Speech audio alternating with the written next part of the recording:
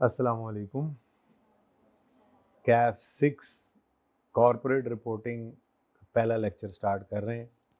नई स्कीम के अंदर इस पर्चे का नाम बदला है। ये पर्चा formally FAR 1 financial accounting reporting 2 होता था। सॉरी 2 होता था। मैंने आपको छेड़ा नहीं है, बस मुंह निकल गया अच्छा। और इसका नाम और नंबर बदल गया है। ठीक है जी। अच्छा, अब इसके अंदर चेंजेस क्या आई देखें जी। FAR 2 जो पहले था, चलें मैं CR ही लिख लेता हूँ। ठीक है, इसके अंदर इससे कुछ टॉपिक्स निकल गए, जैसे IS 38 इंटेंजिबल एसेट्स का स्टैंडर्ड था।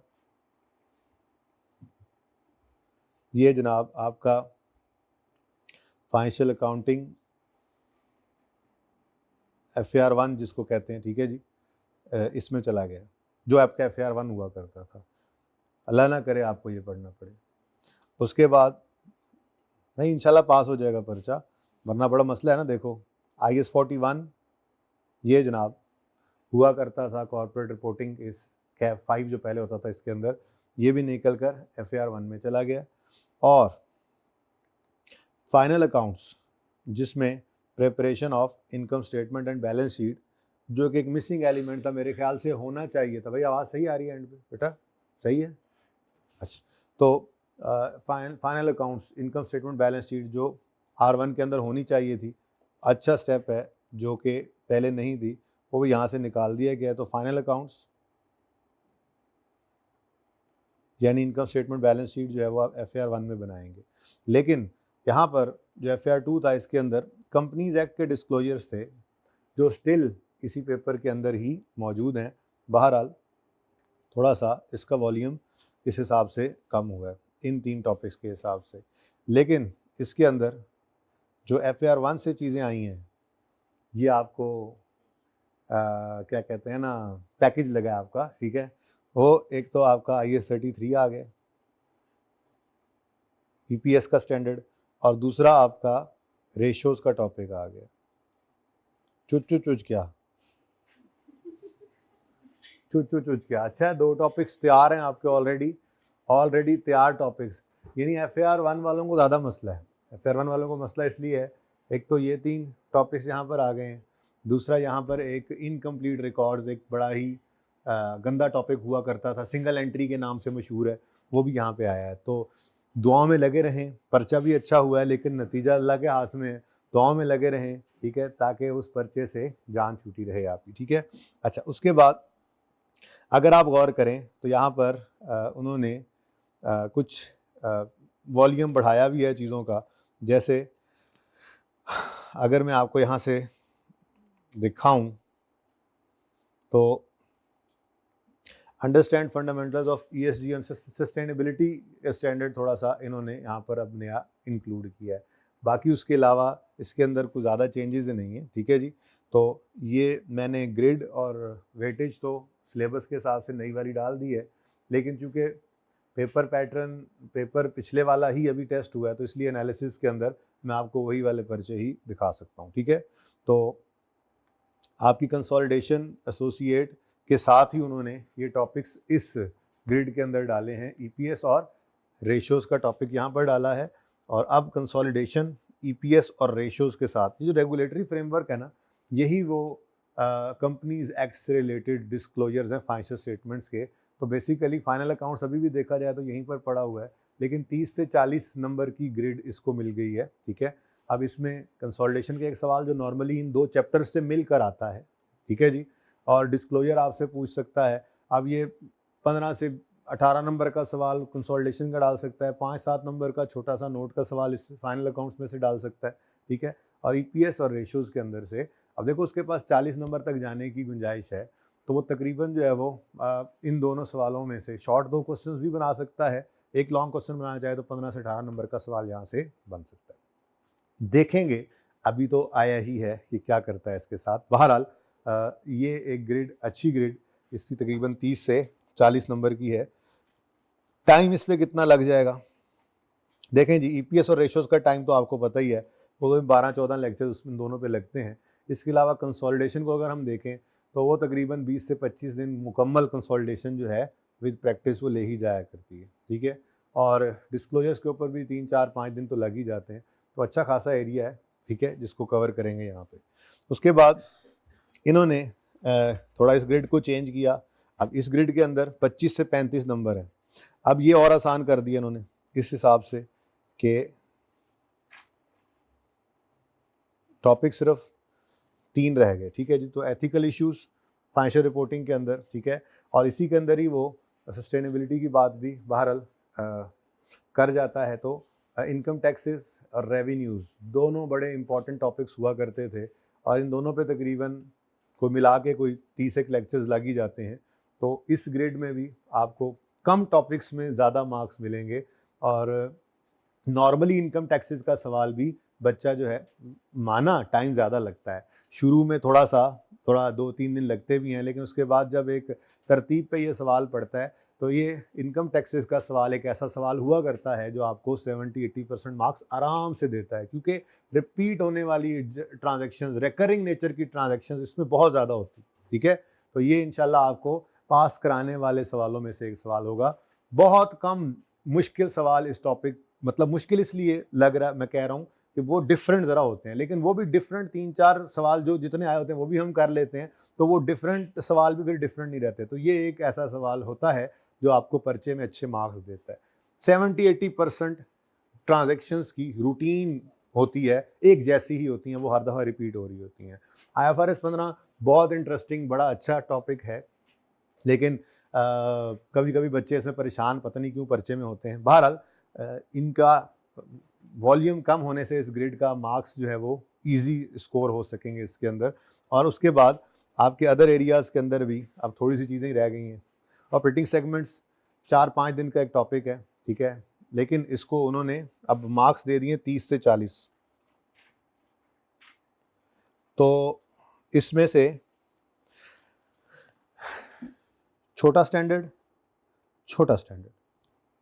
ठीक है, और उसके बाद दरमियाना स्टैंडर्ड, और ये दोनों बड़े स्टैंडर्ड्स हैं। IFRS 16 15-16 दिन तकरीबन लेता है, और IAS 1037 भी IFRIC 1BC के अंदर ही, IFRIC 1BC के अंदर ही है, ठीक है, इसी के अंदर IAS 37 के साथ आता है कि IFRIC है। तो ये दोनों बड़े क्वेश्चंस के लिए यूज़ होते आए हैं और अभी भी होंगे। बाकी तीनों सवाल जो हैं, चाहे फाइनेंशियल इंस्ट्रूमेंट है, चाहे IAS 21 है, चाहे ऑपरेटिंग सेगमेंट है, ये नॉर्मली शॉर्ट क्वेश्चंस के अंदर यूज़ होता आया है। बाकी कंबाइन भी हो सकते हैं, ये टॉपिक्स जो है वो एक दूसरे साथ मिल सकते हैं, लेकिन नॉर्मली इन दो से बड़ा सवाल बनता है। तो 30 से 40 नंबर का है। फॉर इंस्टेंस 35 नंबर के ऊपर अगर ICAP रहता है तो 2 बड़े सवाल भी यहाँ से पूछ ले 15-15 नंबर के, तो इन बाकियों में से वो एक शॉर्ट क्वेश्चन पूछ सकता है वो कोई, ठीक है, या इनमें से भी किसी एक में शॉर्ट क्वेश्चन पूछ ले, ठीक है। लीज के अंदर 8 से 10 नंबर के सवाल भी कई दफ़ा आए हुए हैं, ठीक है। उसके बाद 1037 के अंदर से वो नॉर्मली बड़ा सवाल ही पूछता है, इंपॉर्टेंट एरिया है। तो बहरहाल मुझे यूँ महसूस होता है कि FAR 2 पहले ही आसान था, कुछ और आसान हो गया आपके लिए, ठीक है। आपके लिए इंशाल्लाह बहुत आसान, अल्लाह ने चाहा तो। अच्छा जी, मैंने यहाँ पर इस दफ़ा का एनालिसिस नहीं डाला, बल्कि मैंने इसको पेपर खोल कर दिखाना ज़्यादा मुनासिब समझा, तो मैं इसका पेपर ले आया हूँ आपके लिए, ठीक है, ताकि थोड़ा सा आपको आइडिया हो, कोई चीज़ छोड़ी नहीं जा सकती इसमें से, ठीक है। अब जैसे सबसे पहला सवाल गुलाब जामुन लिमिटेड जो है, इसके अंदर उसने कहा था प्रिपेयर करो relevant extracts, statement of profit और लॉस और अदर कंप्रिहेंसिव इनकम के, और स्टेटमेंट ऑफ फाइनेंशियल पोजीशन भी बनाओ। 8 नंबर का सवाल था, और ये सवाल उस टॉपिक से है जो टॉपिक अब आपको दागे मफारकत दे गया है। ये IAS 41 में से आया था। तो IAS 41 में से इसने 8 नंबर का सवाल पूछा, लीस्ट एक्सपेक्टेड था। अच्छा, मैंने ये नहीं चेंज किया, इसने पुराने टॉपिक्स पढ़े हैं ताकि मैं आपके सामने एनालिसिस लिख सकूं ना, ठीक है। टॉपिक्स जो नए आए हैं वो तो अब जब आ गए हैं तो पढ़ भी लेंगे और उसकी टेस्टिंग भी आ जाएगी, कुछ निकल भी तो गए हैं, ठीक है। तो IAS 41 यहाँ से निकल गया है, लेकिन IAS 41 का क्वेश्चन उसने जनाब आपसे टेस्ट किया। क्वेश्चन नंबर 1 है, यहाँ पे मैं क्वेश्चन लिखता जाता हूँ, यहाँ पे ये आंसर लिखो, क्वेश्चन और ये मार्क्स, ठीक है जी। तो ऐसे ही क्वेश्चन और मार्क्स। तो ये हमारी गुजरी हुई अटैम्प्ट ऑटम 25। तो स्प्रिंग 26 में आप आ चुके हैं जी, खैर से, अल्लाह आपको आगे भी खैर से ले जाए ऐसे ही, ठीक है जी। तो ये जनाब IAS 41 क्वेश्चन नंबर 1 आया है 8 मार्क्स का। लीस्ट एक्सपेक्टेड था इस वजह से क्योंकि इसने कम टेस्ट किया हुआ है, आप देख सकते हैं, ठीक है। ये मिक्स होता रहा है, यहाँ पर भी ऑटम 25 के अंदर फाइनल अकाउंट्स के सवाल के अंदर इसने आईएस 41 को मिक्स कर दिया था। उसके बाद पीछे भी टॉपिक्स के अंदर आईएस 41 थोड़ा सा टेस्ट होता रहा है, एमसीक्यूज़ के अंदर आ जाता था, लेकिन इस दफ़ा चूँकि जा रहा था तो जाते जाते इसने कहा चलो एक बार फिर टेस्ट कर लूँ, फिर तो FAR 2 में टेस्ट हो नहीं सकना, ठीक है। और FAR 1 वालों को एक और पास पेपर भी देना था ना उन्होंने, ठीक है, प्रैक्टिस के लिए। एनीवेज क्वेश्चन 1 आपका फाइनल अकाउंट्स में इसमें से आईएस 41 में से आया था। उसके बाद देखें जी, कंसोलिडेशन के अंदर उसने मार्क्स कितने पूछे हैं, ठीक है, और सवाल कितनी जगह पे पूरा हो गया। खैर 1 मार्च पे वो कहता है कलाकंद लिमिटेड ने 6 मिलियन शेयर्स एक्वायर किए, ये अब कंसोलिडेशन चल रही है, ठीक है, और उनका सिग्निफिकेंट इन्फ्लुएंस नहीं है। क्या होता है, ज़ाहिर उस टॉपिक में पढ़ेंगे। तो कहता है पॉसिबल क्लासिफिकेशन ऑप्शंस बताओ for accounting for its investment in FL shares. अब थ्योरेटिकली थोड़ा सा उसने इसको पूछा 7 नंबर का, और QL सेपरेट फाइनेंशियल स्टेटमेंट्स के अंदर क्या करेगा, वो इसी क्वेश्चन को कंटिन्यू करा गया, ठीक है। तो ये IAS 28 इन्वेस्टमेंट इन एसोसिएट और कंसोलिडेशन, इसको मिलाकर थोड़ी सी बात इसने बहरहाल यहाँ पर की है, 7 से 15, 7 और 8, ठीक है जी। तो 15% शेयर्स हैं, ठीक है जी, और प्रिवेलिंग पे अब ये IFRS 15 में उसने सिग्निफिकेंट इन्फ्लुएंस नहीं है, तो IFRS 15 में उसने इसको अकाउंट फॉर, IFRS 9 में अकाउंट फॉर कराया। इसको कहते हैं फाइनेंशियल इंस्ट्रूमेंट्स। फाइनेंशियल इंस्ट्रूमेंट्स अभी भी आपके पास मौजूद है, थोड़ी सी इजाफे के साथ इस दफ़ा, ठीक है। एनीवेज फाइनेंशियल इंस्ट्रूमेंट्स में से 7 नंबर उसने पूछे, और फिर उसने कहा कि सिग्निफिकेंट इन्फ्लुएंस नहीं है, लेकिन एडिशनली एक्विजिशन के बाद उन्होंने कुछ चीज़ें भी बेची हैं, तो सेपरेट फाइनेंशियल स्टेटमेंट्स के अंदर क्या होगा। तो बहरहाल ये IFRS 9 और थोड़ा सा उसने IAS 28 को मिक्स करने की कोशिश की। फिर खाजा लिमिटेड एक सवाल आया जिसके अंदर उसने डेफर टैक्स लायबिलिटी या asset to be recognised in financial position कहा। कितने नंबर का आ रहा है जी, 9। तो IAS 12 में से कितना पूछा इसने। हालांकि नॉर्मली मैं आपको बताऊं IAS 12 एक हाई मार्क्स वाला सवाल रहा है। 17, 16, 15, एक बार 10 हुआ था, फिर 17, फिर 4 भी आया था और जगह मिक्स हुआ था, और उसके बाद 18 नंबर का पिछली दफ़ा आया था। तो इस बार उसने सिर्फ कितने नंबर का पूछा है, ये 8 है, 8 है, 10 है, 9 है, चलो ठीक है जी। अच्छा, उसके बाद पतीसा लिमिटेड आ गया जी। In context how above will be dealt. अब ये आपको आप अगर देखें तो वो कहता है जी इलेक्ट्रिक स्कूटर्स बना रहे हैं। अब ये आपको मैं बता रहा हूँ, थोड़ा सा आइडिया दे रहा हूँ, कुछ छोड़ के नहीं जा सकते आप, ठीक है जी। और वो कहता है जी कि एक लीगल क्लेम आ गया जी केक लिमिटेड की तरफ से, और वो ये कह रहे हैं कि पेटेंट के साथ कोई इन्फ्रिंजमेंट हुई है, उसके बाद कोई टेक्निकल रिव्यू और पेटेंट्स के साथ, मतलब ये कि वो ये कहना चाह रहा है कि केस हो गया हमारे खिलाफ, लूज होने के चांसेस इस तरह से हैं। उसके बाद लीगल एडवाइज़र की कहानियाँ चल रही हैं, वो ये कहानी कह रहा है ये होगा वो होगा। IAS 37, IAS 10 इसमें से जो रेगुलरली टेस्ट करता है, यहाँ पर उसने 8 नंबर का ये सवाल भी पूछा।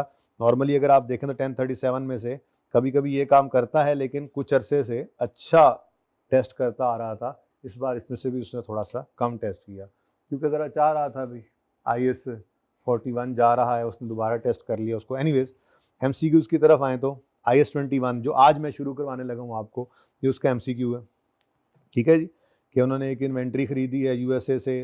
अब ये फॉरेन करेंसी का स्टैंडर्ड है, बहुत आसान ज़बरदस्त स्टैंडर्ड, ठीक है जी। इंपॉर्टेंस बढ़ गई है इसकी कुछ चीज़ें यहाँ से निकलने के बाद। एनीवेज उसके बाद एथिक्स, आपने कुछ जॉब के ऊपर रहते हुए अपनी सर्विसेज देते हुए कुछ एथिक्स का ख्याल रखना होता है। तो ICAP ने कुछ कोड ऑफ एथिक्स के अंदर कुछ चीज़ें लिखी हैं, कोड ऑफ एथिक्स हम पढ़ते हैं, ठीक है, ये उसमें से MCQ आया हुआ है। उसके बाद आपके सामने ही पढ़ रहा हूँ मैं, क्योंकि मैं तो जमात में गया हुआ तो पेपर में अभी देख रहा हूँ। Anyways separately acquired intangible IAS 38 से उसने कहा है कि जी कौन कौन सी कॉस्ट किसी एसेट के अंदर ऐड होनी है। अभी IAS 38 भी FAR 1 में चला गया, फिर कोड ऑफ एथिक्स आ गया। उसके बाद ऑपरेटिंग सेगमेंट IFRS 8 जो भी आपको दिखा के आ रहा हूँ, छोटा स्टैंडर्ड है, 5 से 6 दिन में होता है, लेकिन बड़ा सवाल भी इसमें से आ सकता है MCQ। बड़ा सवाल मैक्सिमम अप टू, इसका जो टेस्टिंग लेवल है वो मैक्सिमम अप टू 7-8 नंबर तक ही जाता है, यानी कि शॉर्ट क्वेश्चन में ही आता है। उसके बाद IFRIC 1 IAS 37 के साथ आता है, जो एसेट इंस्टॉल किया उसको डीकमीशन डी इंस्टॉल करने की प्रोविजन बुक करते हैं। FAR 1 लेवल पे बस आपको कह दिया जाता है ऐड कर लो डिसमेंटलिंग कॉस्ट, यहाँ पे पूरा उसके ऊपर 3 से 4 दिन का टाइम लगाकर 5 दिन तकरीबन 3 से 4 दिन लगते हैं, जिसमें हम सीखते हैं बाकायदा कि वो जो 10, 15, 20 साल बाद पेमेंट करनी है उसको आज लाकर डिस्काउंट करके ऐड करेंगे और फिर वगैरह वगैरह, डिस्काउंटिंग, अनवाइंडिंग, पता नहीं क्या कुछ होता है। इफ्रिक 1 37 के साथ पढ़ेंगे। फिर ये क्या है जी, ND wants to change financial year end from 31 August to 31 December. Year end change करने की बात हो रही है। फाइनल अकाउंट्स के अंदर से एमसीक्यू आया है। FRS 8 ऑपरेटिंग सेगमेंट का एमसीक्यू है और 38 इंटेंजिबल्स के अंदर आया। और एमसीक्यूज मतलब इतने मुश्किल नहीं है, ठीक है, नॉर्मल एमसीक्यू जैसे होते हैं। उसके बाद IFRS 15 का ये सवाल लग रहा है मुझे। कहता है जी मैन्युफैक्चरर ऑफ इंडस्ट्रियल मशीन है और सेल करते हैं machine 4 million per unit upon customer request. IFRS 15 से ये सवाल आया, ये जलेबी लिमिटेड का, ठीक है जी। 16 नंबर का ये सवाल IFRS 15 से आया। पिछली बार IFRS 15 को उसने थोड़ी कम लिफ्ट कराई थी, तो इस बार फिर उसने थोड़ी सी ज़्यादा लिफ्ट कराई। देखें 8, लेकिन 2 अटैम्प्ट से पिछली दफ़ा गायब कर गया और फिर अब 16 नंबर दे दिए। इंपॉर्टेंट था इस दफ़ा, एक्सपेक्टेड था। उसके बाद बर्फी लीजिंग लिमिटेड, लीज का सवाल आया 15 नंबर का। बहुत इसके ऊपर शोर शराबा हुआ आपने सीनियर्स से सुना होगा कि समझ नहीं आ रही थी, ऑपरेटिंग लीज है, फाइनेंस लीज है, वगैरह वगैरह। जाहिर है टॉपिक आएगा, पढ़ेंगे, देखेंगे क्या हुआ था, ठीक है जी। उसके बाद क्वेश्चन, आखिरी क्वेश्चन, नॉर्मली 9 सवाल होते हैं, मैं भी आपको पेपर पैटर्न के अंदर बताता हूँ, देख भी लिया आपने, ठीक है। आपने consolidated statement of financial position बनानी थी।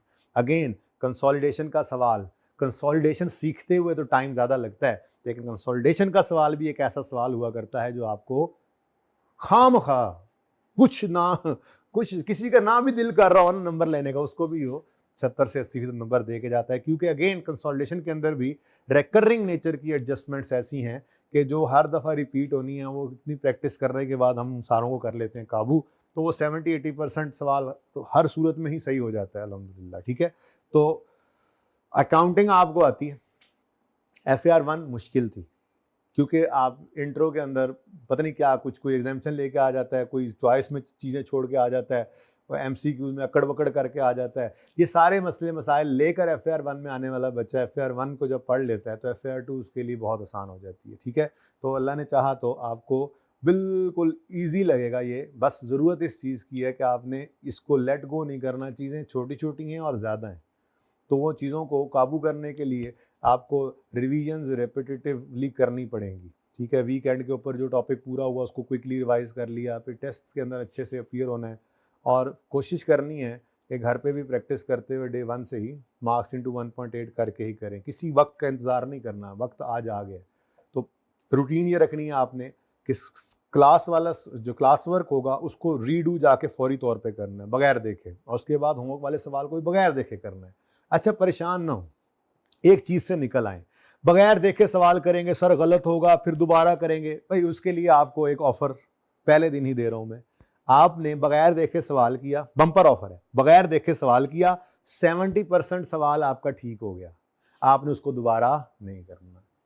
60% से ऊपर सही है, दोबारा नहीं करना। देख लिया ना गलती है, अब ये ज़हन में बिठाना है ये गलती मुझसे हुई थी, अगली बार जब मैं रिवीजन में इस सवाल को करने आऊंगा, तो जब भी रिवीजन करूंगा, इस सवाल करूंगा, तो मैं फिर उस वक्त ये गलती इंशाल्लाह नहीं करूंगा, नहीं करूंगी। ओके, ठीक है। तो अब बम्पर ऑफर है, इसलिए सोल्यूशन जिंदगियों से निकाल देना है आपने, ठीक है। करेंगे ना इंशाल्लाह ऐसे, ओके।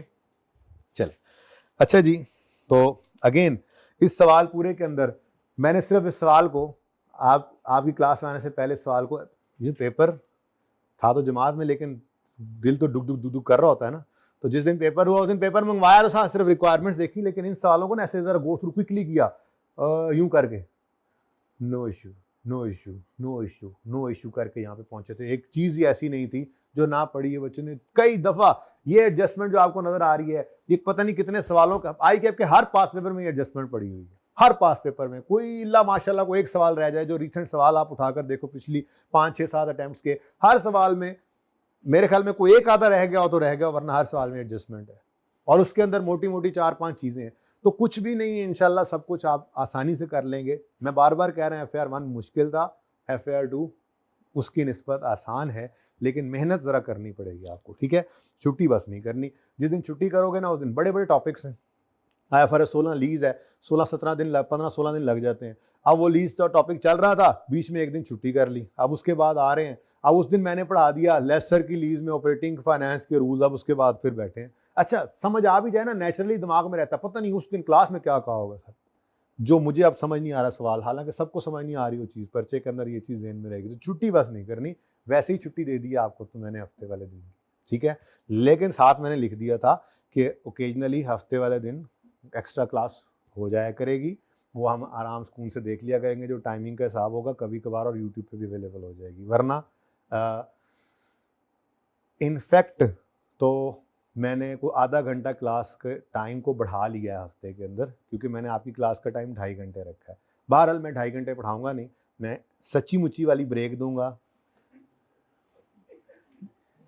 एतबार है नहीं मेरे पे आप लोगों को इस मामले में? नहीं है, नहीं सच्ची मुच्ची दूंगा। देखें मैं चाहता हूँ, मैंने बेसिकली इनको कहा था कि आप यूँ कर लें, जोहर से पहले 1.25 घंटा मुझे दे दें, आधा घंटा जोहर की ब्रेक और जोहर के बाद करें, लेकिन को पता नहीं टाइम टेबल जब इन्होंने बनाया तो इकट्ठा ही कर दिया। तो कोई बात नहीं, मैं आपको 5 से 7 मिनट की मुकम्मल 10 मिनट तक का गैप रखेंगे ना, ब्रेक दूंगा। मैं क्लास से निकाल दिया करूँगा सबको, खुद भी निकल जाया करूँगा, ऐसे जाके फिर वापस आ जाया करेंगे, ताकि थोड़ा सा फ्रेश होके पढ़े। ये फिर इंशाल्लाह आप पे 2 घंटे की क्लास भी बोझ बनती है, ये इंशाल्लाह नहीं बनेगी, उल्टा आप एंजॉय करेंगे अल्लाह ने चाहा तो। और 1 महीना पढ़ने के बाद फिर असेस कर लेंगे कि कितनी दफ़ा सैटरडे को आना पड़ सकता है, मैं आपके साथ शेयर कर दूंगा। उम्मीद है कि नहीं ज़रूरत पड़ेगी ज़्यादा, लेकिन थोड़ी सी मेहनत आपने ज़्यादा करनी है, रिजल्ट्स अच्छे शो करने हैं आपने, ठीक है ना? करेंगे ना इंशाल्लाह कोशिश। चले अच्छा जी, अब सबसे पहले मैं आपसे सर्च कर रहा था, ये दोनों टॉपिक्स हुआ करते थे। नंबर 1 IAS 38 हुआ करता था, किसी ज़माने में ये चैप्टर 1 हुआ करता था, और IAS 41 फिर हुआ करता था, और फिर हम IAS 21 पे आया करते थे। अब ये दोनों टॉपिक्स तो आपको जुदाई आपको बर्दाश्त करनी पड़ेगी इनकी, तो फिर हम IAS 21 से स्टार्ट करेंगे आज अपना काम, ठीक है। लेकिन उससे पहले थोड़ी सी बात मैं कर दूं, again pattern is same, 100% same pattern है इस पेपर का भी, ठीक है। इसके अंदर भी अगेन 9 क्वेश्चंस आएंगे, ठीक है जी, जिसमें से 6 क्वेश्चंस आपके सेक्शन ए के अंदर है, ठीक है जी। 6 क्वेश्चंस जो है आपके वो सेक्शन ए में होंगे, और अगेन इसमें मैक्सिमम अप टू 10 मार्क्स ये क्वेश्चन है, मैक्सिमम अप टू 10 मार्क्स। लेकिन जहन में रखिएगा FAR 1 की तरह से इसमें एक सवाल लाजमी MCQs का होता है, इसलिए गुंजाइश नहीं है, कोई भी चीज़ होगी हमने उसको हर लिहाज से हर तरह से कम्प्लीटली पढ़ना है। IAS 21 की अकाउंटिंग सीख लिया आपने, थ्योरेटिकल चीज़ें नहीं सीखी, और उसने पूछी 4-5 नंबर के MCQs लिए, फिर क्या करोगे? तो ये थोड़ी थोड़ी चीज़ें हैं, इनसे गड़बड़ भी हो सकती है और बचत भी हो सकती है, तो गुंजाइश बिल्कुल नहीं है। तो 10 मार्क्स होंगे, 10 मार्क्स के सवाल होंगे, मैक्सिमम अप टू 10 मार्क्स, और इंक्लूडिंग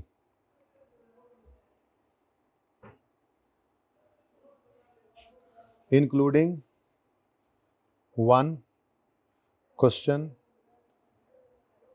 ऑफ MCQs, ठीक है जी। और उसके बाद 3 क्वेश्चन जो हैं वो अगेन उसी तरह से जैसे इस दफ़ा भी था, 3 सवाल आए थे ना आपको कैश फ्लो का। इतना आसान सवाल, ऐसा लगता था कि पास पेपर्स को उसने जोड़ के नया पेपर बनाया है ना, क्या ख्याल है? कोई बात नहीं यार, एक आधी एडजस्टमेंट बरकत के लिए होनी चाहिए बीच में, वरना पेपर कैसा पेपर होता है। तो वैसे मैं आपको बताऊं, ये ICW वाले हो गए, SCCA वाले हो गए, ये ऐसे ही करते हैं, मतलब एक कॉन्सेप्ट टेस्ट करते हैं। अच्छा सवाल था, ऐसे ही होना चाहिए। ये थोड़ा ही है कि बच्चे की नर्व्स टेस्ट करो 3 घंटे के अंदर क्या करता है, जंग लड़ानी है। आप कॉन्सेप्ट सिखाओ उनसे, ठीक है जी। तो खैर एनीवेज, IAS 8 का सवाल था, थोड़ा लेंथी था सवाल, लेकिन अच्छा सवाल था। तो उसके बाद रेशोज का सवाल था, एक्सपेक्टेशन के मुताबिक ही तकरीबन लॉन्ग क्वेश्चन आ गए। शॉर्ट क्वेश्चंस में भी थोड़ा बहुत मेरे ख्याल में तुक्के लग ही गए होंगे, 2-3 तो लग ही जाते हैं। देखें MCQs वाला सवाल मैंने कहा था आएगा, पहले दिन है आया ना, हाँ जी। उसके बाद करेक्शन ऑफ एरर का सवाल भी आ गया। तो इन्ना की होंगे हुण होर की, मतलब है रिवैल्यूएशन वाला भी आया था, वाह वाह सुभान अल्लाह। है EPS नहीं आया? तो EPS मैंने कहा था कि आएगा, मैंने तो नहीं कहा था, मेरे गैस में नहीं था वो, असल में वो पिछली बार आ गया था ना, ठीक है। ओके एनीवेज, अब आ जाएगा, अब आएगा। ईपीएस से कहाँ बचोगे? ईपीएस ज्यादा इंपॉर्टेंट हो गया ना, पिछली बार उसने रेशियो टेस्ट कर लिया FAR 1 में, अब वो कहेगा यार ईपीएस पिछली बार भी नहीं हुआ, दूसरे एग्जामिनर से कहेगा ओके ईपीएस चेक करो अच्छा सा करके, बस यहाँ पे तो फिर वो अच्छे से नोट्स भी बनवाएगा आपसे, बड़े हो गए अब आप। तो सेक्शन बी में आपके मैक्सिमम अप टू 20 मार्क्स, लेकिन 20 के आते नहीं है, हो भी जाता है कोई एक आधा, नॉर्मली 17-18 नंबर तक का सवाल होता है, मैक्सिमम अप टू 20 मार्क्स। ठीक है जी। तो अगेन पैटर्न वही सेम है, ठीक है। किताब ही आपकी होगी, उसी किताब के अंदर आपके आईकैप के पास पेपर्स भी होंगे, क्वेश्चन बैंक भी आईकैप के होंगे, और कुछ एडिशनल प्रैक्टिस क्वेश्चंस भी होंगे, इलस्ट्रेशंस भी होंगी। तो किताब जब आ जाएगी तो आप ले लेंगे, फिलहाल जब तक किताब नहीं आएगी आपको हैंडआउट्स मुहैया किए जाएंगे। ठीक है जी, चल अच्छा जी, तो वही करते हैं बिस्मिल्लाह।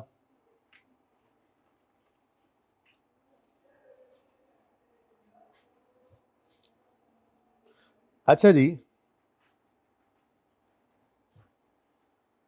भैया आपका क्या नाम है? हाँ आपसे पीछे कोई नहीं बैठा। जवाद, सर जवाद, सर जवाद तो मेरे उस्ताद हैं। अच्छा अच्छा, आप जवाद, ठीक है। अच्छा जी, जवाद भाई के पास ना जी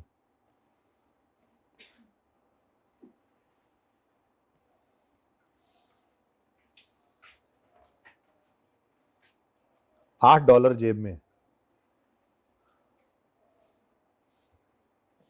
चेक करो साथ वाले भाई हैं भी सही कि नहीं। सिर्फ $8, सिर्फ $8 थोड़ी होते हैं, डॉलर सिर्फ थोड़ी होते हैं, है ना।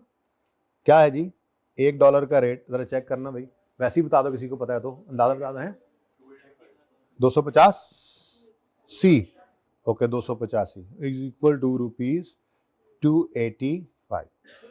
$1 285 का है। अच्छा जी, तो मेरा आपसे सवाल है, रिक्वायरमेंट है, लो ये सवाल भी बन गया। रिक्वायरमेंट क्या है?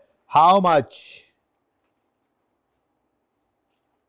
रुपीज, हाउ मैनी रुपीज, माची होना चाहिए था वैसे, चलो, are in his pocket. Rupees तो नहीं है, लेकिन कन्वर्ट करके मुझे बताओ कि जवाद भाई की पॉकेट में कितने रुपीज हैं। स्टैंडर्ड खत्म करें ना, स्टैंडर्ड खत्म करें। हाँ, अब हमने क्या कहा जी, $8 है, और हर डॉलर हम जब जाएंगे मनी चेंजर के पास, हम जाके क्या कहेंगे, भाई ये $8 है मेरे पास, मुझे इसके बदले में पाकिस्तानी रुपीज दे दो। तो कहेगा ठीक है, उधर से तुम $1 दोगे, इधर से मैं 285 रुपए तुम्हारे हवाले करूंगा। इसका मतलब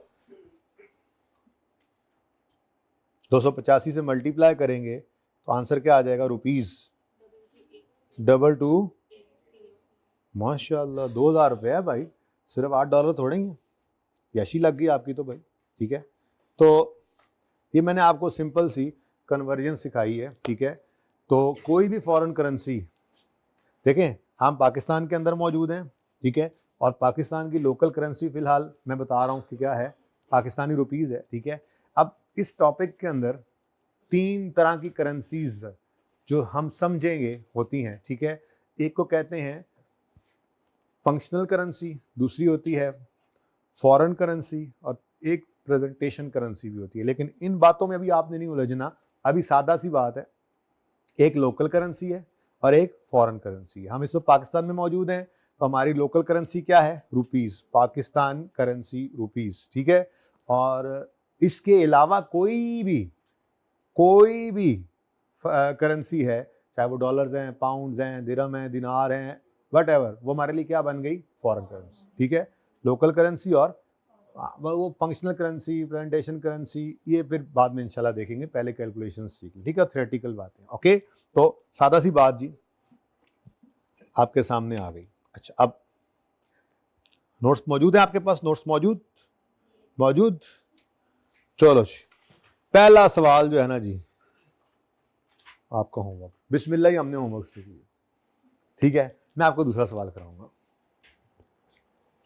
अच्छा, अब एक काम करें, थोड़ा सा ना ज़रा गियर तब्दील करके इस दफ़ा चलेंगे ना। ठीक है, ये सवाल आप पढ़ें, आपको मैं 2 मिनट देता हूँ, पढ़ें और कम से कम दिमाग में इसका कुछ खाका बनाए, बस ठीक है, मैंने इतना ही पढ़ाना था, पढ़ा दिया, समझो बस कहानी खत्म, गोली करा के मैं गया, बस पर्चे में आ गया सवाल। रिकॉर्ड करें जर्नल एंट्रीज, दिमाग के अंदर कुछ करें, शाबाश।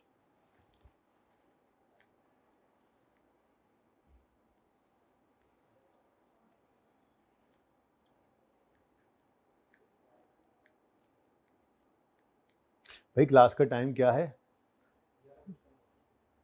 11:55 तक है, 50 तक, अभी 2-4 दिन लगेंगे सेट होते, टाइम याद होते।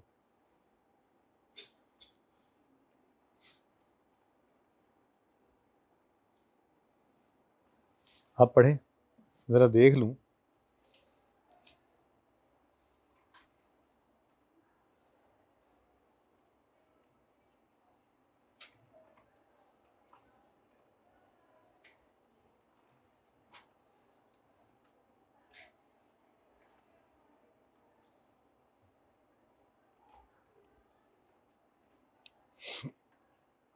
जी बच्चों, कुछ जहन में आती है बात?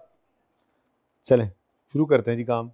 Bashir limited having year end of 30 June buys goods from an overseas supplier on 1st May 2008। 30 जून इसका ईयर एंड है और इसने चीजें खरीदी हैं ओवरसीज सप्लायर से 1 मई 2008। The goods are priced at $230। Total price इनकी कितनी है? $230 और पेमेंट जाकर हो रही है 31 जुलाई को। अब ये मामला स्पेसिफिकली बनाया गया इस सवाल के अंदर, वरना पिछले सवाल को मैंने क्यों होमवर्क कर दिया? आपका 31 दिसंबर 2008 ईयर एंड है, 1 अप्रैल 2008 को आप चीज़ें खरीदते हैं और उनकी पेमेंट भी ड्यूरिंग द ईयर ही हो जाती है।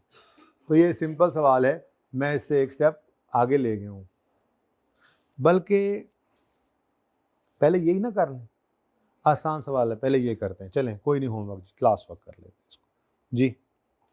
1 अप्रैल 2008 पे Anjum limited buys goods from an overseas supplier. The goods are priced at, ओ इंट्रोडक्शन तो हमने किया ही नहीं आपस में, कोई बात नहीं, चलेगा, हो जाएगा आहिस्ता आहिस्ता, ठीक है जी।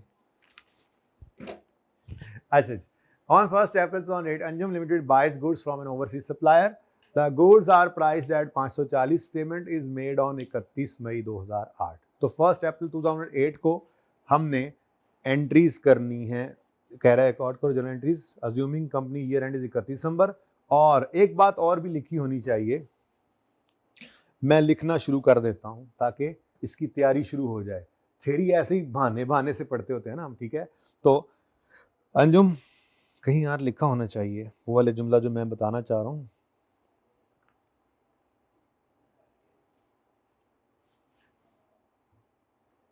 कहीं लिखा हो तो फिर मैं लिखने लग जाऊंगा, टेंशन ही लेनी।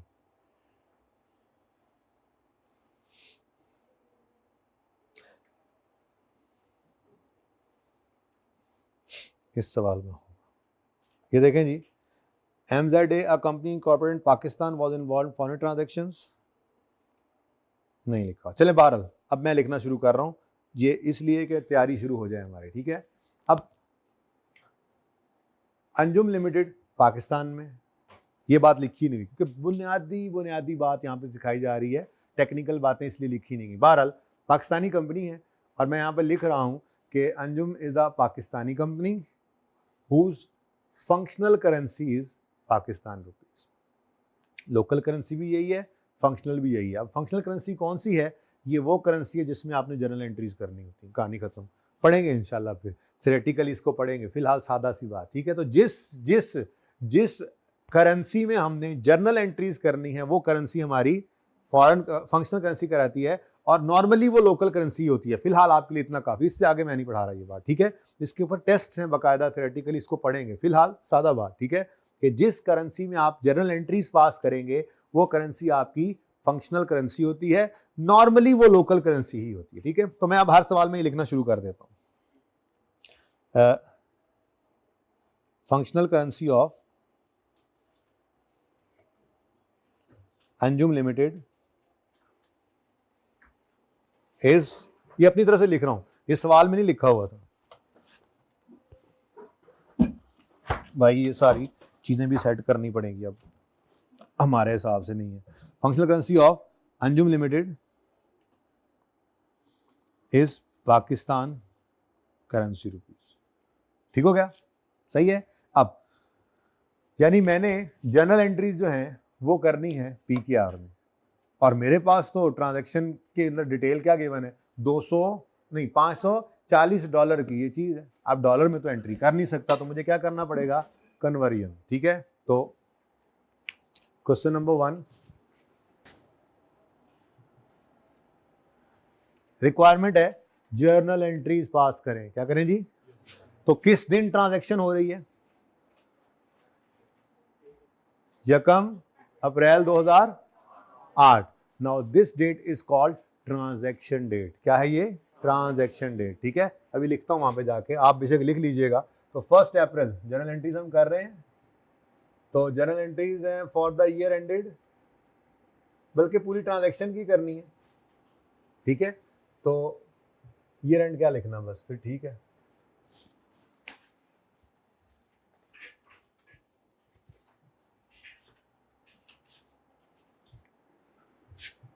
पिच का मुआयना कर रहा हूं मैं जी।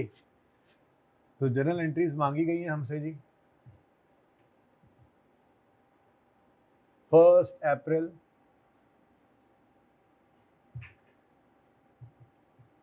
2008 पर आपने चीजें खरीदी हैं, तो परपेचुअल वाली एंट्रीज कर लें, इन्वेंट्री डेबिट, कैश क्रेडिट, है ना। नहीं ना, 1 अप्रैल को चीजें खरीदी हैं, पैसे तो जाकर दे रहे हैं 31 मई पे, तो इन्वेंट्री डेबिट, क्रेडिटर क्रेडिट। तो एंट्री तो पूरी करें ना, inventory debit, creditors, creditor credit, trade payable creditor. ठीक है, ट्रेड पेएबल क्रेडिटर क्रेडिट हो गया। अब डेबिट क्रेडिट, मसला क्या है, फंक्शनल करेंसी क्या है, पीकेआर। फंक्शनल करेंसी क्या है, पाकिस्तानी करेंसी रुपीज। तो जर्नल एंट्री उसी में करनी है, तो हम कन्वर्ट कर लेते हैं। फिर कितने डॉलर्स का सामान खरीदा, और $1 इस दिन, जिस दिन ट्रांजैक्शन हो रही है, कितने का सवाल बताएगा हमें, हमने थोड़े कहीं निकल के जाना है, खुद से अज्यूम थोड़े करना है, सवाल में गिवन होगा। ठीक है, तो 1 अप्रैल 2008 पर $1 इज इक्वल टू 112 रुपीज। अच्छे जमाने की बात, तो 112। आंसर क्या आया, 60 डेबिट, 60480 क्रेडिट, 60480। चलो, तो ये क्या किया है जी हमने, ट्रांजैक्शन डेट पर, अल्फाज पे गौर करना है, IAS 21 पढ़ा रहा हूं मैं बहाने से। ट्रांजैक्शन डेट पर स्पॉट रेट के ऊपर ट्रांजैक्शन को रिकॉर्ड किया। ट्रांजैक्शन डेट क्या थी, 1 अप्रैल, जिस दिन ट्रांजैक्शन हुई। तो ट्रांजैक्शन डेट पर उस स्पॉट पर उस दिन का रेट कहलाता है स्पॉट रेट। तो स्पॉट रेट उस दिन जो था 112, उस पे हमने ट्रांजैक्शन को रिकॉर्ड किया। यानी हमने कन्वर्ट किस करेंसी रेट पर किया, स्पॉट रेट पर। ट्रांजैक्शन डेट वाले स्पॉट रेट पर कन्वर्ट करके हमने एंट्री पास कर दी, इन्वेंट्री डेबिट, क्रेडिटर क्रेडिट। कोई मसला। अच्छा, अब अगली बात, वो कह रहा है पेमेंट 31 मई को हमने कर दी थी, तो 31 मई 2008।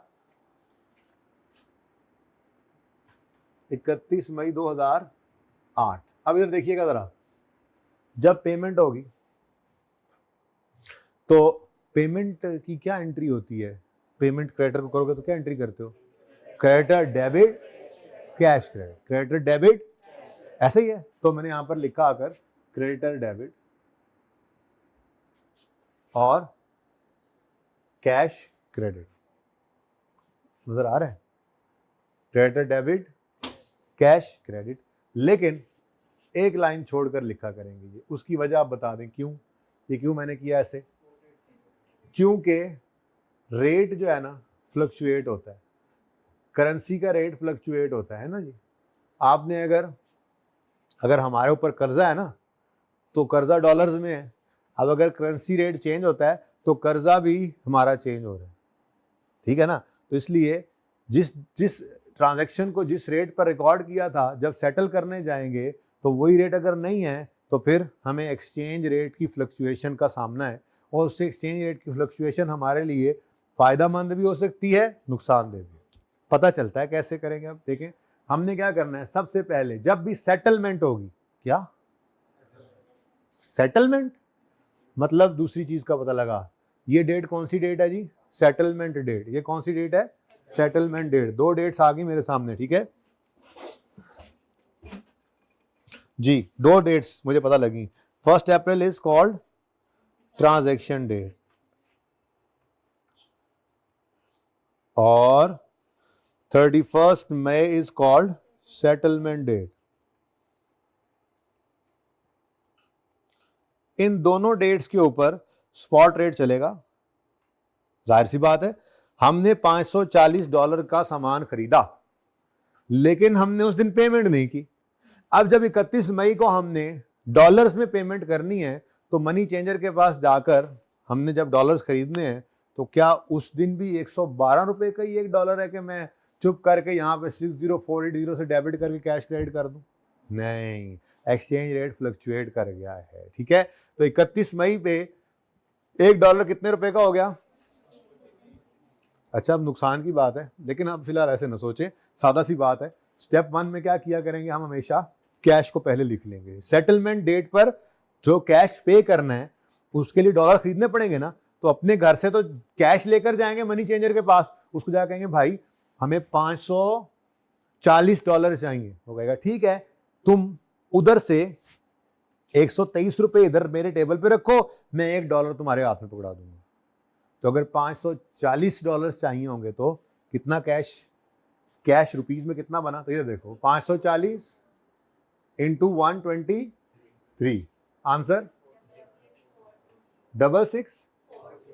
अब इधर देखो, ये कैश हमारे जेब से चला गया, ठीक है। और क्रेडिटर कितने पर स्टैंड कर रहा था, तो 60480 से क्रेडिटर डेबिट हो गया। अब बैलेंसिंग फिगर किस तरफ आ रही है, तो डेबिट साइड पर तो लॉसेज आते हैं, एक्सपेंसेस आते हैं, ये तो होगा शॉर्टकट। लॉजिकली भी सोच लो, जिसको पे करना था 60 करना पड़ गया बैठे बिठाए, हमने और तो कुछ लिया नहीं, बैठे बिठाए हमें पे कितना करना पड़ गया, 66। तो जो 6 ज्यादा पे किया है, ये किस वजह से किया है, एक्सचेंज रेट के फ्लक्चुएट होने की वजह से, ठीक है ना। अगर आपने कोई चीज उधार खरीदी हुई है तो एक्सचेंज रेट, अगर आपके पाकिस्तानी करेंसी की वैल्यू डिक्रीज हुई है तो आपकी लायबिलिटी बढ़ गई है, नुकसान है। और अगर आपने बेची होगी चीज तो इससे आपको फायदा हो जाएगा। एनीवेज, फिलहाल तो क्या हुआ है, नुकसान। जर्नल एंट्री बैलेंस करके भी बता रही है, और लॉजिकली सोचो तो भी नजर आ रहा है कि पे करना था 60, 2 महीने बाद, भाई 60 रुपए की चीज खरीदी थी ना 2 महीने पहले, 60,000 समथिंग राउंड करके बोल रहा हूं, 60 रुपए की चीज खरीदी थी। जब पेमेंट का वक्त आया तो हमें 66 पे करने पड़ गए। तो भाई जिसको 60 पे करने थे उसको 66 पे करने पड़े, तो खुशी होगी ना हमें, हैं? खुशी नहीं होगी, गम की बात है, लॉस है। इस लॉस को कहा जाता है एक्सचेंज लॉस। क्या कहा जाता है जी, तो एक्सचेंज लॉस कहाँ जाएगा जी, प्रॉफिट एंड लॉस के अंदर। और ये मैंने यहाँ पर बैलेंसिंग फिगर निकाल ली, कितना आता है, ये मैंने बैलेंसिंग लिखने की नाकाम कोशिश की है। हाँ, आई सेट होते हुए टाइम लगता है ना, अभी भी बैटिंग पे है। उनकी तो पहले से आई सेट थी, ओह सॉरी जी, बताइए।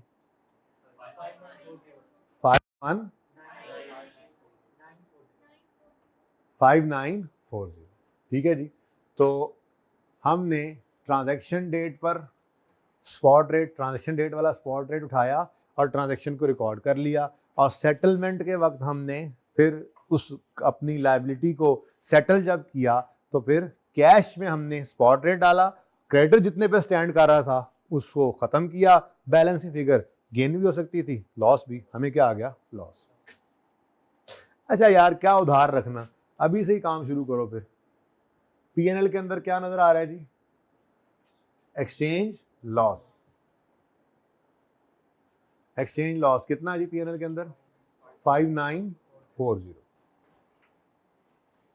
रेलेवेंट एक्सट्रैक्ट्स हैं, ठीक है, पीएनएल के रेलेवेंट एक्सट्रैक्ट्स, ओके। और बैलेंस शीट के अंदर कुछ नजर आएगा? बिल्कुल, आपकी इन्वेंट्री पड़ी होगी, और इन्वेंट्री कितने पे नजर आएगी? इन्वेंट्री को कभी नहीं छेड़ना आपने। इसी तरफ अब मैं बढ़ रहा हूं आगे, ठीक है ना। इन्वेंट्री अपनी जगह कायम रहेगी, क्योंकि छोड़े अभी, क्योंकि छोड़े, सादा बात, ठीक है। बल्कि इसमें भी एक्सट्रैक्ट्स बनाते ही नहीं, अगले में बनाता हूँ। खैर समझ तो आ गई है ना। चलो अगला सवाल, वो आपने पहले ही पढ़ लिया, ये जरा मैंने बुनियाद पक्की की अभी फिलहाल, कि जिस दिन ट्रांजैक्शन होगी, अभी आगे एक्सट्रैक्ट्स बनाते हैं, ईयर एंड भी बीच में आ रहा है ना, ज़्यादा अच्छा हो जाएगा।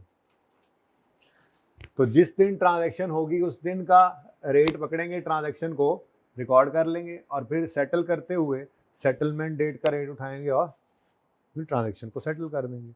रिसीवेबल भी हो सकता था, फिलहाल पेएबल था। रिसीवेबल वाला सवाल भी आ जाएगा, फिलहाल तो पेएबल वाला एक और सवाल करते हैं। क्वेश्चन नंबर 2, बशीर लिमिटेड, जिसका के ईयर एंड 30 जून है। भाई ये कुर्सी चेंज करनी पड़ेगी, ये घूमती नहीं है यहाँ पे।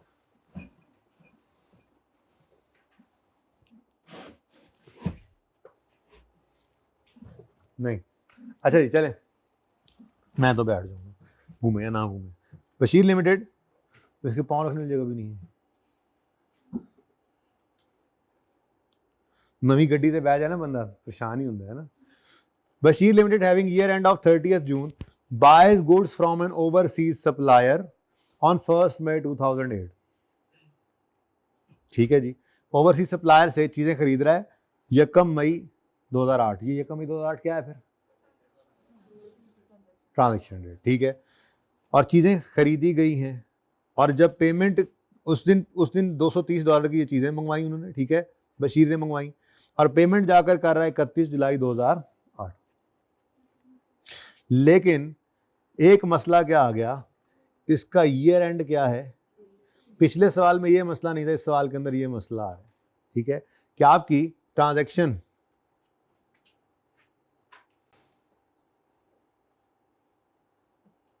30 जून आपका ईयर एंड है, ठीक है जी, 30 जून 2008, ठीक है जी। आपने चीजें खरीदी हैं, बशीर ने चीजें खरीदी हैं 1 मई 2008 पर। 1 मई 2008 क्या है जी? ये ट्रांजैक्शन डेट आ गई।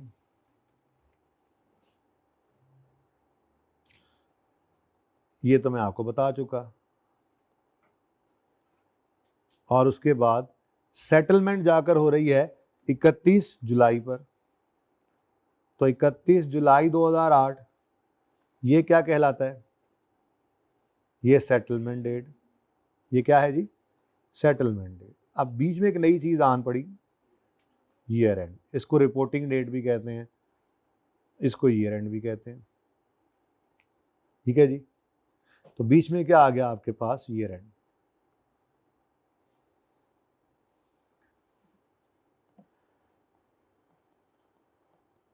स्पॉट यूज होना है, स्पॉट यूज होना है, ये तो हमने पहले ही देख लिया था।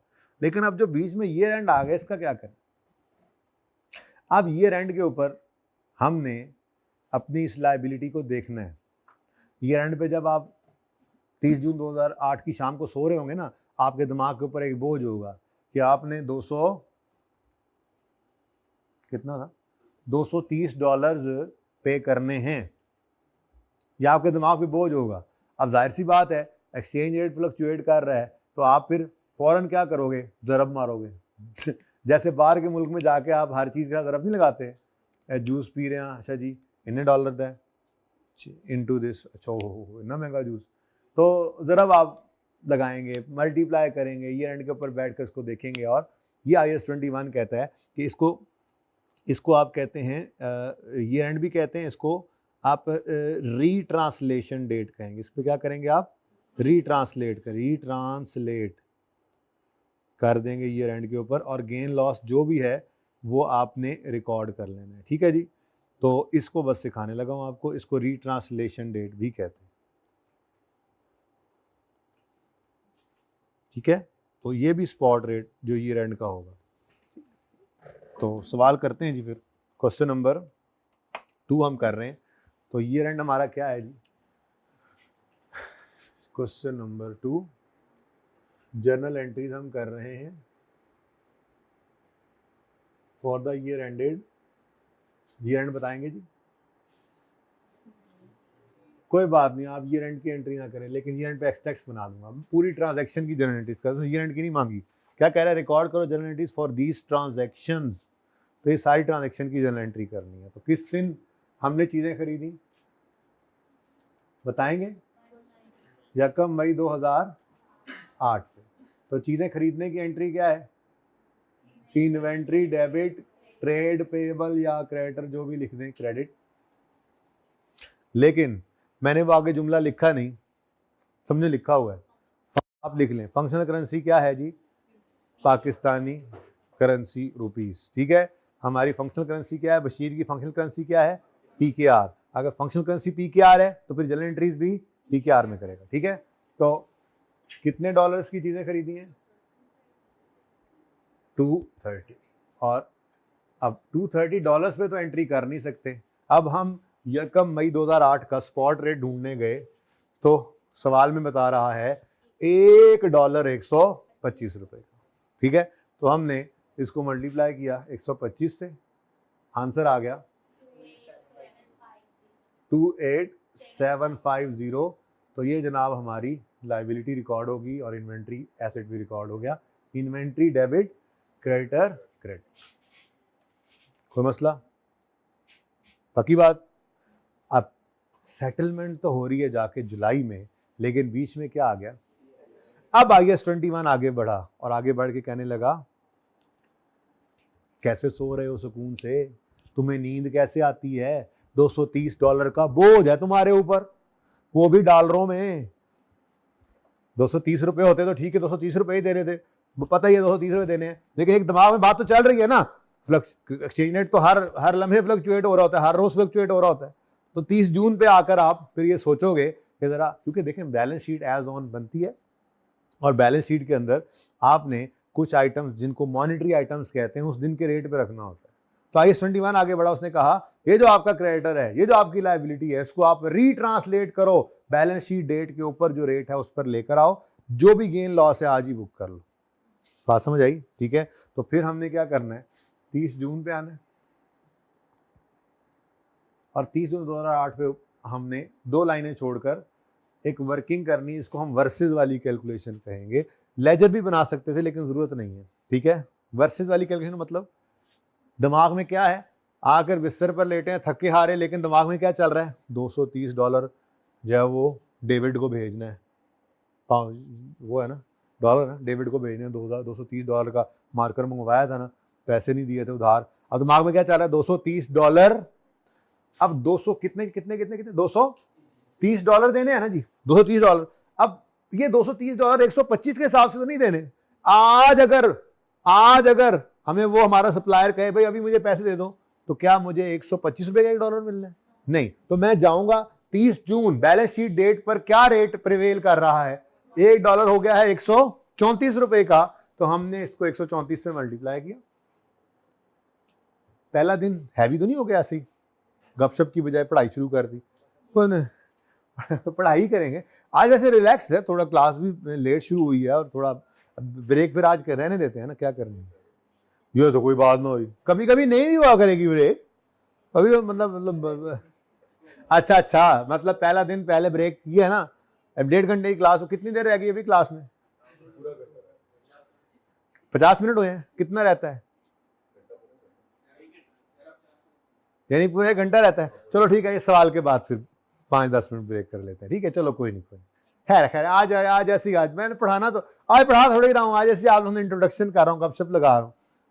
हाँ कुछ भी। अच्छा, 230 इंटू 134 किया, आंसर क्या आया?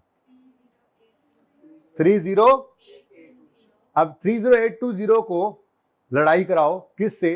28, ये क्रेडिटर ना, ये लायबिलिटी 28। अब जरा ध्यान से देखिएगा,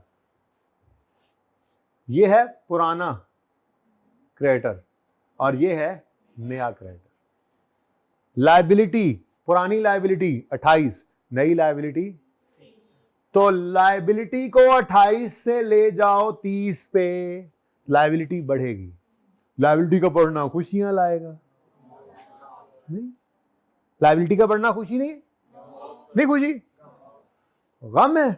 ओ, सादा बात, ठीक है। अच्छा, ऐसे ना भी करें, सादा बात, क्रेडिटर 28 से 30 पे ले जा रहे हो तो क्रेडिटर बढ़ रहा है, creditor is a liability, liability बढ़े तो क्या होती है? क्रेडिट।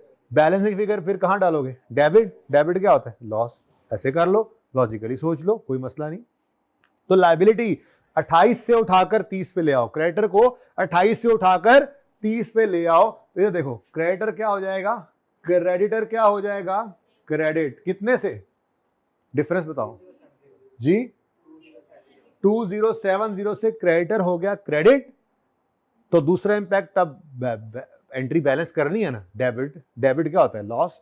वैसे देख लो, लायबिलिटी 28 से 30 पे गई तो लायबिलिटी बढ़ी। लायबिलिटी का बढ़ना गम, दुख की बात होती है, और अगर एसेट बढ़े तो खुशी की बात होती है। लायबिलिटी बढ़ी है तो इसको क्या कहेंगे फिर? Exchange loss. और एक्सचेंज लॉस कहां जाएगा? पीएनएल में।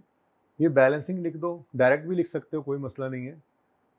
डायरेक्ट भी आपने ये फिगर निकाली है ना, ठीक है। तो पीएनएल के अंदर क्या फेंक दो, ये डायरेक्ट ऐसे नीचे वर्किंग की हुई है ना, तो 2070 दोनों का डिफरेंस किसी एक जगह ब्रैकेट में लिख भी सकते थे, बहरहाल मैंने नीचे लिख दिया ना, वर्सेस, ठीक है।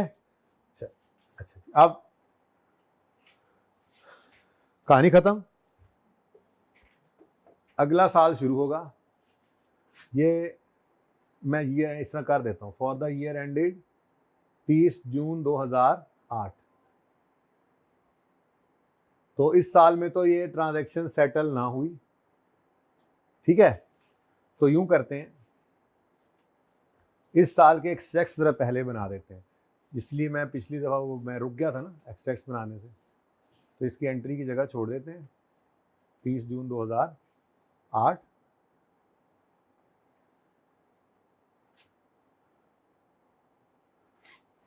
और यहाँ पे हम बना लेते हैं एक्सट्रैक्ट्स। तो पीएनएल के एक्सट्रैक्ट्स बनाएंगे 2008, 30 जून 2008 लिख दूं बस, 2008, 30 जून 2008। पीएनएल में क्या जा रहा है?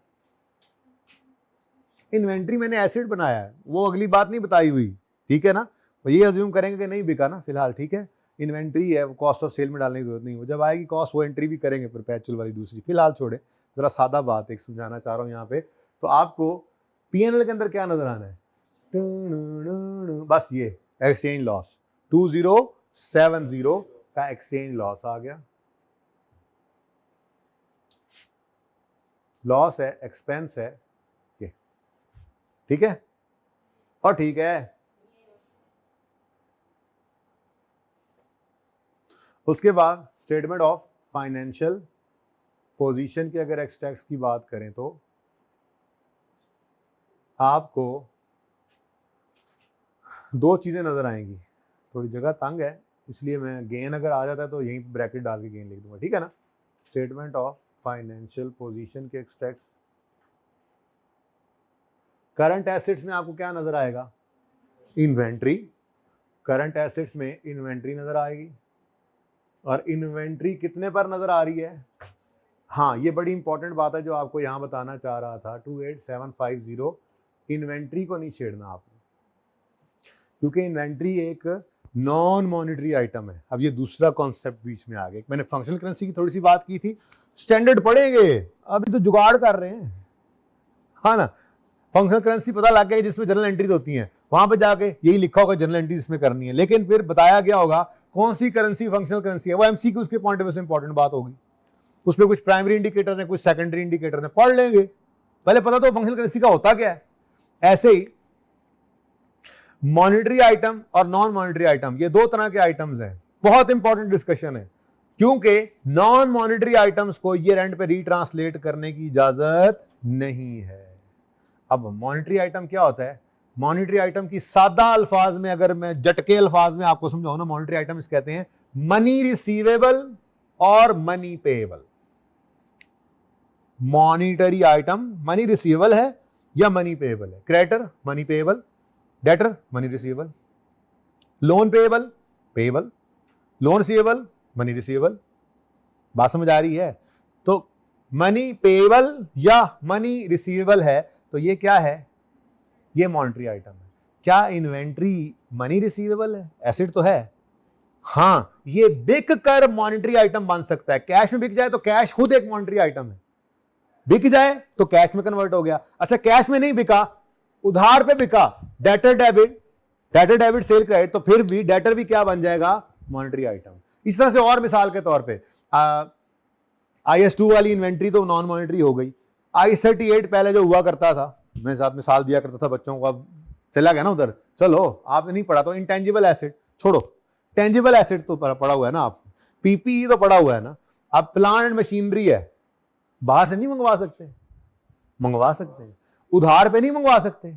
मंगवा सकते हैं। इसका मतलब यहीं पर क्रेडिटर की बजाय प्लांट एंड मशीनरी भी आ सकता है। ठीक है, तो उसके साथ भी यही सेम हशर है, वो भी plant machinery debit payable credit होगा। ईयर एंड के ऊपर पेएबल को तो रिट्रांसलेट करना है प्लांट मशीनरी को, क्योंकि plant machinery is a non monetary item, money receivable नहीं है, एक एसेट है जिसने चल के फायदा देना है।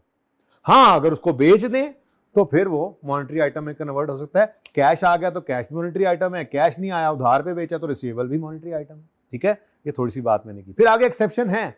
IS 16 में रीवैल्यूएशन मॉडल था, IS 40 में फेयर वैल्यू मॉडल था, ये पढ़ेंगे किसी वक्त। फिलहाल सिर्फ सादा सी बात आपको की कि मॉनेटरी आइटम्स को ईयर एंड पे क्या करना है? रीट्रांसलेट। मनी रिसीवेबल है या पेएबल है, आपके ऊपर कोई लायबिलिटी है या आपको कोई एसेट है जो कन्वर्ट होना, आपने सेटल करना है लायबिलिटी को in the form of cash, या आपने रिसीव करना है एसेट को in the form of cash, तो ये कहलाता है मॉनेटरी आइटम। अगर कोई मॉनेटरी आइटम आपके पास ईयर एंड पे पड़ा है, फॉरेन करेंसी के अंदर है, तो रिट्रांसलेट करेंगे। नॉन मॉनेटरी आइटम है तो उसको रिट्रांसलेट नहीं करना, उसको स्पॉट रेट पर ही छोड़ना है जो ट्रांजैक्शन डेट के ऊपर उसका रिकॉर्ड हुआ था। जिसका मतलब इसलिए तो ईयर एंड के ऊपर मैंने 30 जून के ऊपर ये क्रेडिटर को रिट्रांसलेट किया, इन्वेंट्री को तो छेड़ा ही नहीं। बात समझ आ गई? क्लियर है? ये बात बड़ी इंपॉर्टेंट बात थी, मेन बात है स्टैंडर्ड की। स्टैंडर्ड तो है नहीं, छोटा सा स्टैंडर्ड है। हाँ, 3 दिन का स्टैंडर्ड नहीं है। कैश को भी देखेंगे बेटा, अभी तो नहीं है ना बेटा। देखें, सादा बात, एक्रूड एक्सपेंस क्या है? Expense payable. ठीक है, आपने बिजली का बिल इंग्लैंड में पे करना है, अगर मिसाल ऐसा कुछ पेएबल है तो वो आपका मॉनेटरी आइटम। ठीक है ना, मैं सारी चीजें आहिस्ता आहिस्ता लेकर आएंगे हम। अभी ये भाई ने क्या कहा था अभी आपने? कैश खुद पड़ा है, तो भाई आपके पास अगर डॉलर्स पड़े हैं, पाउंड्स पड़े हैं, दिरहम पड़े हैं, दिनार पड़े हैं, तो ये आपके पास क्या है? एक मॉनेटरी आइटम है। ईयर एंड पे ये ट्रांसलेट होंगे। वो इंशाल्लाह बैंक डिपॉजिट वाला सवाल देखते हैं, आ गया तो ठीक है आज के दिन में। ठीक है,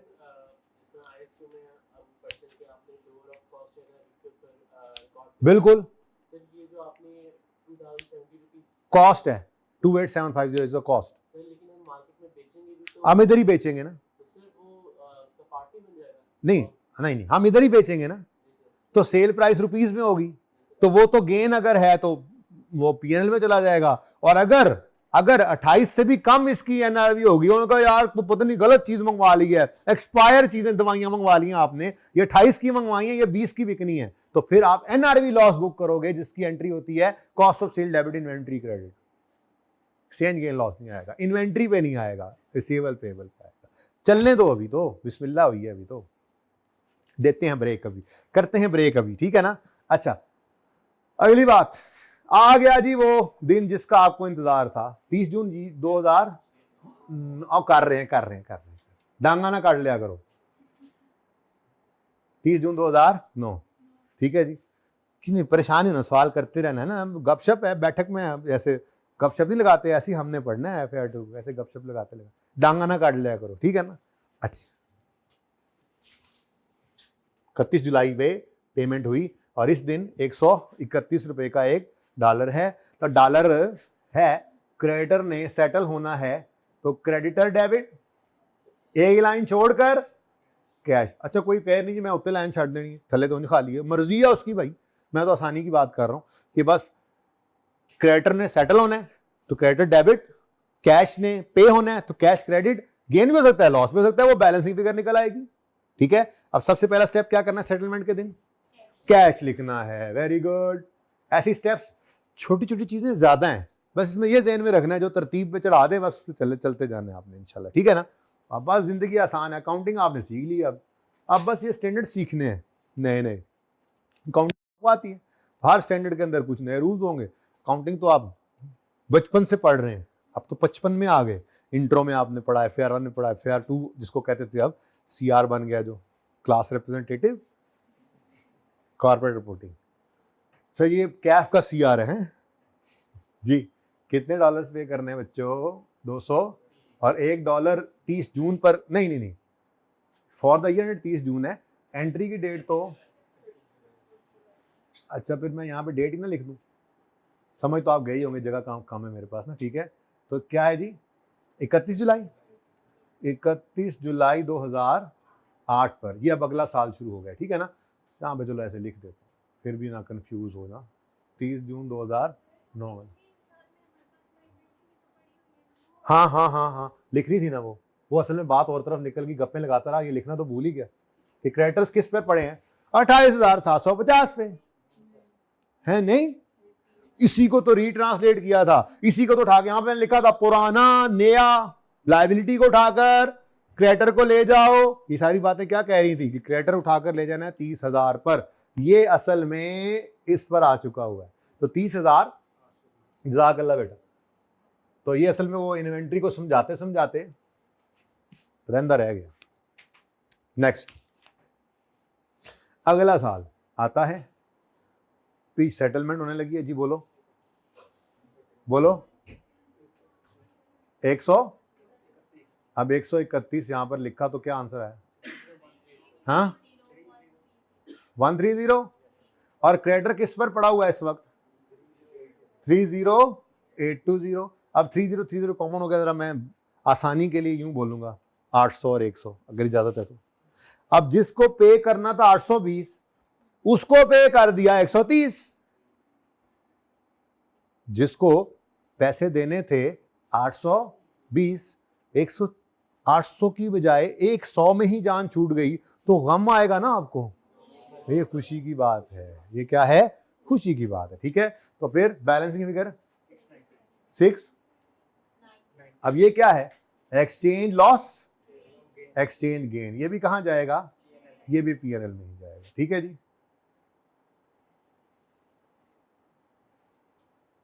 तो एक्सचेंज लॉस है या गेन है, चलो यही गुजारा करें ना, जगह तंग है।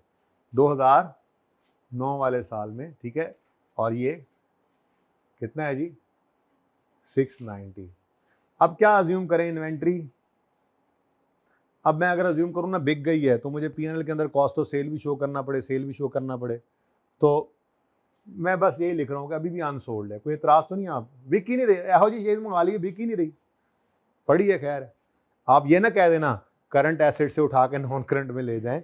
भाई इन्वेंट्री की इंटेंशन तो है फौरन बेचने की, अब वो साल ना बिके, 2 साल ना बिके, पड़ी रहे, तो क्या कर सकते हैं, करंट एसेट ही रहेगी। ठीक है ना, मैंने अज्यूम किया नहीं बिकी। अच्छा, सवाल की इन्फॉर्मेशन नहीं थी, मैं सिर्फ ये समझाना चाह रहा था असल में, ये मैंने आपको समझाना था, वरना इस सवाल में एक्सट्रैक्ट्स नहीं मांगे गए। आगे जिन सवालों में एक्सट्रैक्ट्स मांगे गए हैं उनमें इंफॉर्मेशन भी पूरी की पूरी दी गई है। फिर पूरे एक्सट्रैक्ट्स बन सकते हैं, फिर उसमें एंट्रीज हो सकती हैं, सेल की भी, कॉस्ट ऑफ सेल की भी, सारा कुछ हो सकता है। ठीक है ना, ओके। अच्छा, ओहो, क्रेडिटर कितना आया? ओके या सोखे, ओके, ये सवाल इसी कर लिया। यहाँ पे भाई अगर आप आमिर भाई पार्ट 1 क्लोज कर देना, तो हम थोड़ी सी ब्रेक कर लें।